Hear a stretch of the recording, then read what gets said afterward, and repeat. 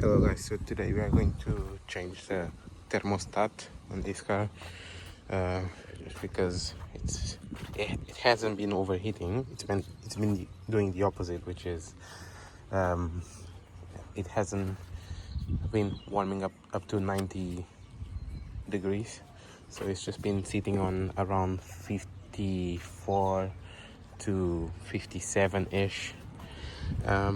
So yeah, and even the heating on the cabinet, it's not that strong, so we'll just change the thermostat just in case. And it's placed right there on the housing there. And if you guys can see the black plastic housing, that is 2 bolts, one at the top, one at the bottom. So I'll just get these things out of the way and remove. Sorry, that was a truck. So before I remove, I'll drink some coolant. I've got the thing already here, the bin. And then I'll go to the lower hose and disconnect it. Drain a little bit. I'm not gonna drain all of it. I mean, I've got enough coolant here, but I'm not gonna drain all of it. Just a little bit, and then I can remove that. I'm just going to remove this little mount here, so I can move this pipe out of the way. Now this mount is out of the way. It's just a 30mm bolt there. I can move this out of the way, and I've got a bit of more clearance to get to the thermostat housing and to that bolt there. And there is another one at the bottom. So I took a different tactic. Instead of draining the coolant and then coming here to remove the thermostat housing, because those bolts are on the block, they probably could snap. That could happen.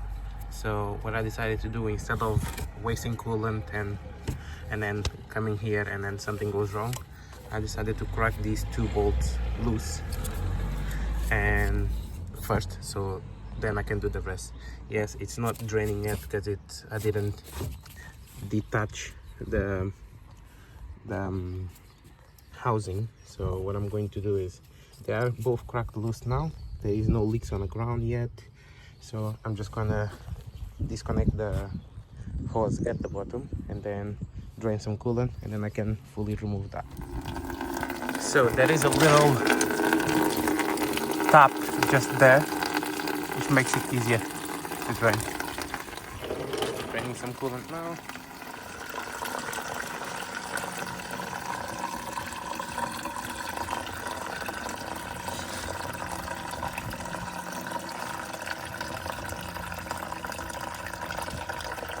It's just here.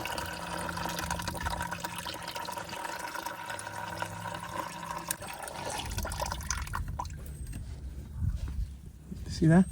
It's just here. And then we go on to the next. I'll place this here. So the 2 bolts are removed, and now we are just going to detach that with 2 bolts here.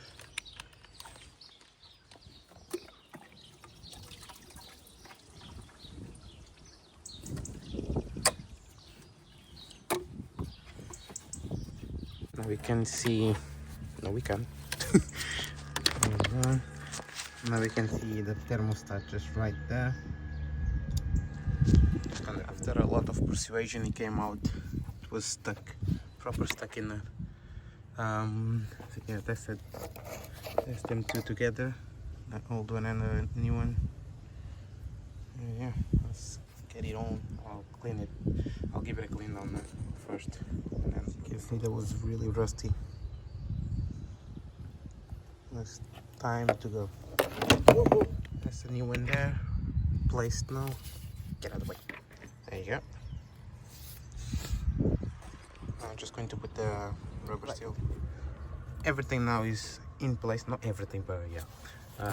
Thermostat housing, tighten. The old one can get in the bin. Look at this as well.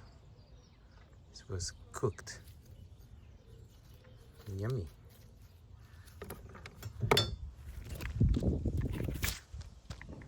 Now I'm just going to put this mount here back in there, back in place. And yeah, I'm just going to top up the coolant with new coolant, and then on to the next step, which is start the engine, but we'll get there. bear with me. So mount is all done. This here is to be slotting in there. Yeah, everything is back in place. Wow. So now I'm just going to put some coolant.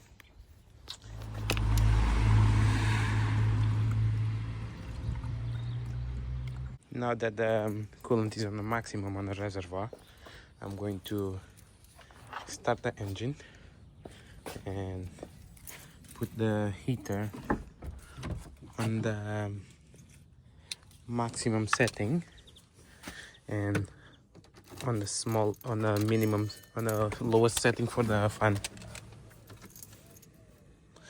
with it open. There we go.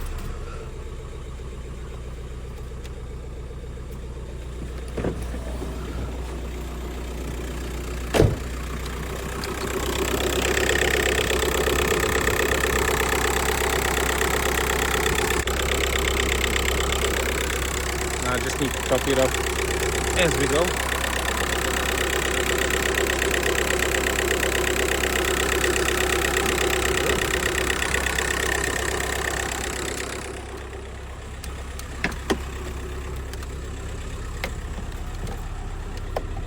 At the same time, I'll plug the OBD scanner here so I can see the temperature going up on the dash.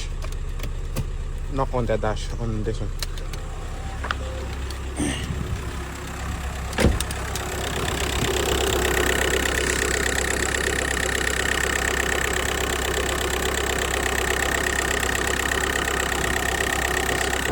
Flushing the system now.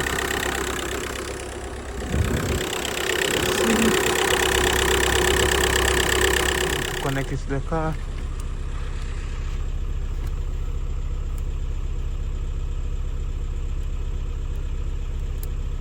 Waiting to connect. There you go.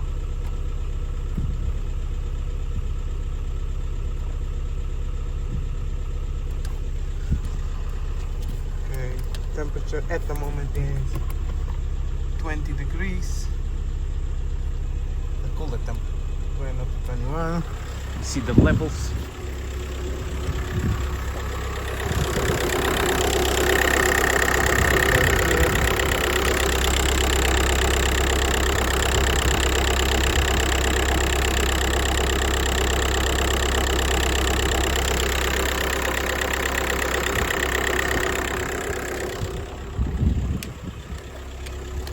Check the levels again. So it's 23. And up slow. Slowly. Gotta leave it for a few minutes. Now at 50 degrees. So I'll take it for a little spin to see if it goes up as it should. I just went for a drive and it's 64 degrees. Much better than before. And I literally just went up and down the road. So it's much better than before. What would happen before was I would literally do long drives or just, you know, normal day-to-day driving, and it would just stay on mid 50s ish, like around that. It wouldn't go past 60s. But now at 65, it's good. It's good. It's very good. So I'm guessing that has worked, changing the thermostat. So I'm going to check the coolant level. Let's see, how is it getting on? So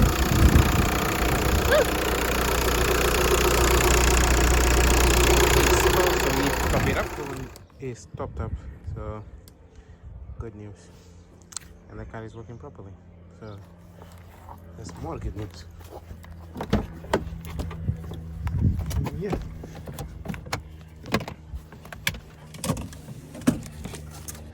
Catch you guys in the next one.